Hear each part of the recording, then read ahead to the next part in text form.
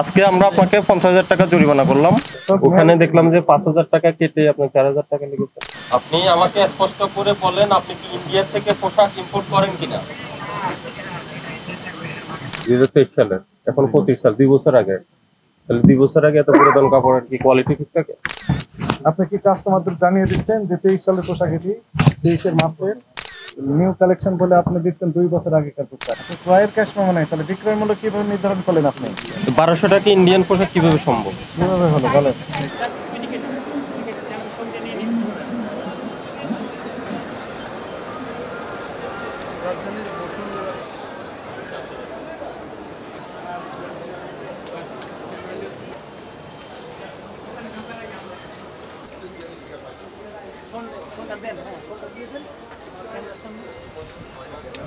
আচ্ছা, তাহলে আমাদেরকে একটু কাজ করতে দেন আপনারা।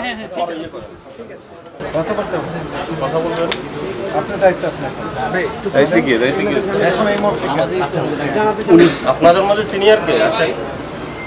আপনি সিনিয়র? আপনি ভিতরে ঢুকে যান। আচ্ছা, আপনারা বিক্রি করেন কি কি পোশাক? ইন্ডিয়ান এবং ইন্ডিয়ান আর দেশি। আচ্ছা, তো ইন্ডিয়ান পোশাক কি ব্যাপার? এগুলো হচ্ছে আমাদের অনারানা, তো এটা ওনারাই জানে। ওনারা নেন ইন্ডিয়া থেকে, ওনারা কি ইম্পোর্ট করেন? এটা আমি শিওর বলতে পারবো না, এটা ওনারাই সব চালু করে। আমাদের ম্যানেজার আমাদের কাছে উনি আসুন, আপনি তারপর বলে। আচ্ছা, ওই যে বড় বড় ক্যামেরা বসে আপনি পোশাক তো এগুলো? জি জি। আর কোথাও আছে?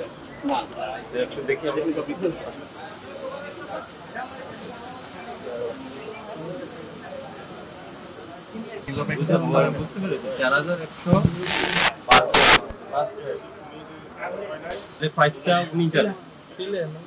এটা আমি শিওর বলতে পারবো, প্রাইসের ইয়েটা আমি বলতে পারবো না। এটা আমাদের ওনারা আর কি ওইখান থেকে প্রাইস দেয়, তারপর আমরা সেল করি। আপনার কি কোনো বাংলাদেশি প্রোডাক্ট? হ্যাঁ, দেশি প্রোডাক্ট আপনি যে পাশে কিছু আছে এগুলো সব ইন্ডিয়ান।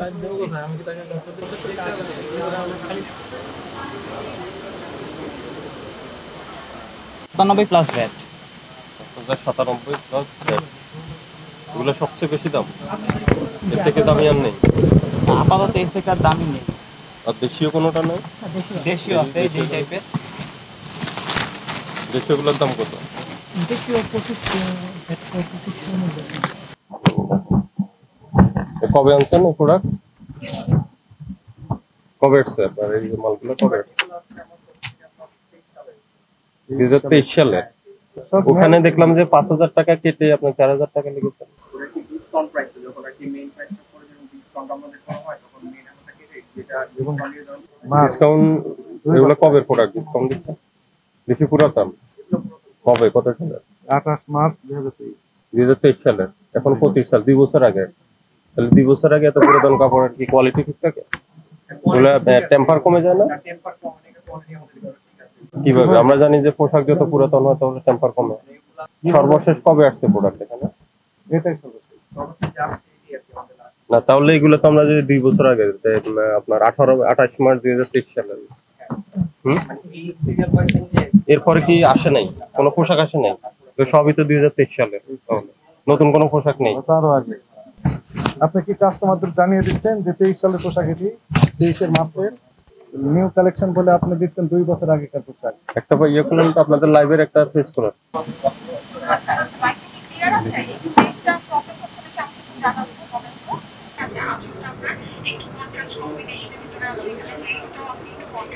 পাকিস্তানি ইন্সপায়ার্ড এবং বিন সাইজ, এটা কি আছে আপনাদের কাছে?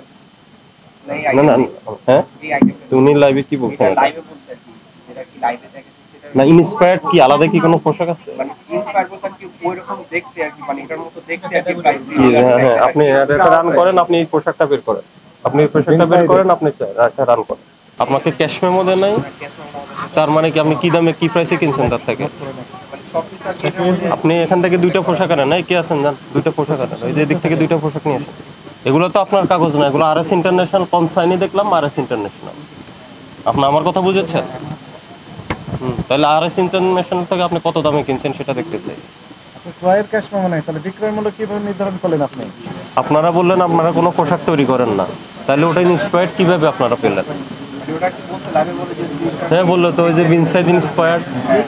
কিরকম আর কি। মানে ইন্সপায়ার্ড মানে ভিনসাইডকে কপি করে আপনারা তৈরি করছেন, বাট আপনারা তো কোনো পোশাক তৈরি করেন না বললেন। প্রোডাক্ট আমরা কোনো তৈরি করি না। তাহলে লাইভের বক্তব্যের সাথে তো ফিজিক্যালের মিল নাই। কোনগুলো সে পোশাকগুলো কোন? প্রাইস দেখতে এটা তো ইন্ডিয়ান। আরো নিয়ে আসেন, আরো কোনটা কোনটা আছে? 1200 টাকা ইন্ডিয়ান পোশাক কিভাবে সম্ভব? কিভাবে হলো বলেন? হুম? ক্রয় মূল্য কত তাহলে? আপনার তো এই হলো 2 হাত বদল হয়েছে। তো বলে এটা কি ইন্ডিয়া থেকে সোর্স করছেন নাকি এখানে কপি প্রোডাক্ট, দেশীয় প্রোডাক্ট? আপনাদের সাপ্লায়ার কে? শুধু আরএস? হ্যাঁ, এখানে আরএস ছাড়া আর কেউ নাই? আরএস ছাড়া আমাদের এখানে কোনো product ঠিক আছে, এই পোশাকের এখন কোড নাম্বার কত আমি কিভাবে বুঝবো এটা আরএস থেকে নিচ্ছেন? বুঝতে তো মুশকিল। এটা তো স্টাইলিকো আপনাদের প্রতিষ্ঠানে, আপনারও ম্যানেজার আছে, ওনার বক্তব্য কি কি করছে? কোনটাতে কিছু আছে? আচ্ছা, আমাদের এখানে যেটা অবজারভেশন বেশ কিছু আপনার 90% পোশাক আমি ইন্ডিয়ান দেখতে পাচ্ছি। কিছু কিছু প্রোডাক্ট আছে একটু বেশি স্যার, তো আমরা চেষ্টা করি যে প্রোডাক্টগুলোর দাম কম বা বেশি সেগুলো আমরা নেওয়ার চেষ্টা করি স্যার। কে আনেন? আপনারা ইম্পোর্ট করেন না? শিপমেন্ট কার পেপার? শিপমেন্ট তো আপনার না, এটা আরএস এর পেপার। জি জি স্যার, আর সামান আমরা যে ওর থেকে পারচেস করছি সেই ব্যাপারটা স্যার। আপনি হ্যাঁ, তো ওর থেকে পারচেস করার পেপার নেই তো আপনার কাছে? আচ্ছা তো স্যার, কোথায় আমাকে দেখাতে পারলো না তো? এগুলো যেসব শিপমেন্টের পেপার, কাস্টমসের পেপার, ওটা তো কনসাইনি হলো আরএস ইন্টারন্যাশনাল, সেটা তো আপনি না, স্টাইলিকো না। এখন আমি বলি আপনার বিক্রেতাকে আরএস ইন্টারন্যাশনাল, তো আরএস ইন্টারন্যাশনালে কি আপনাকে ক্যাশ মেমো বা ইনভয়েস দেয়নি? আচ্ছা, আপনি ইন্ডিয়া থেকে পোশাক ইম্পোর্ট করেন?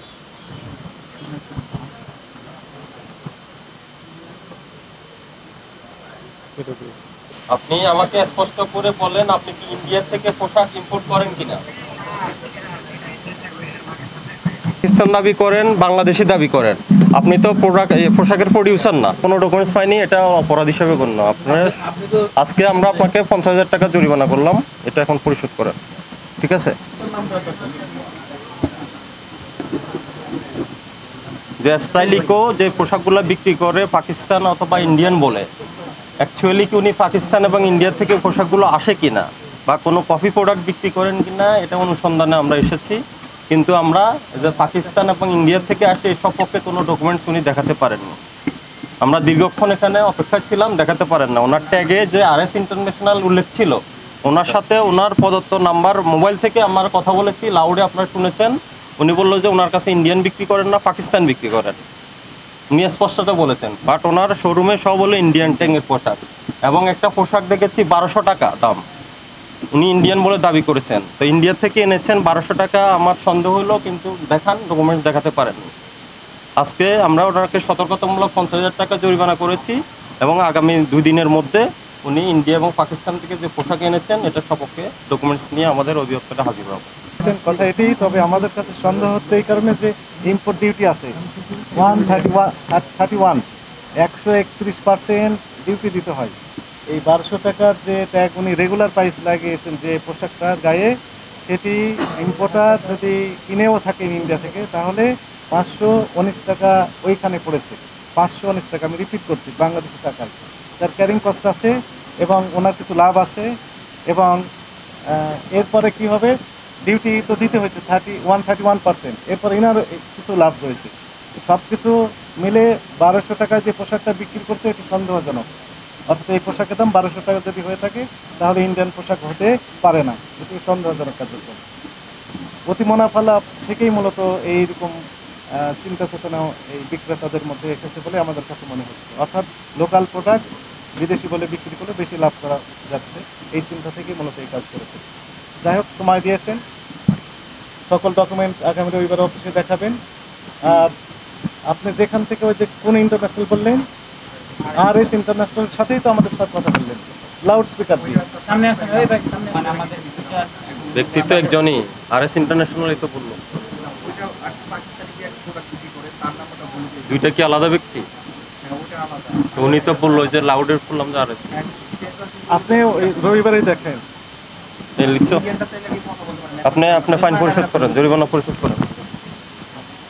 এরপরে হ্যাঁ চেষ্টা করুন, 2 দিন আমি জরিমানা করলাম। আর ওই যে আর কোথায় দেখেন,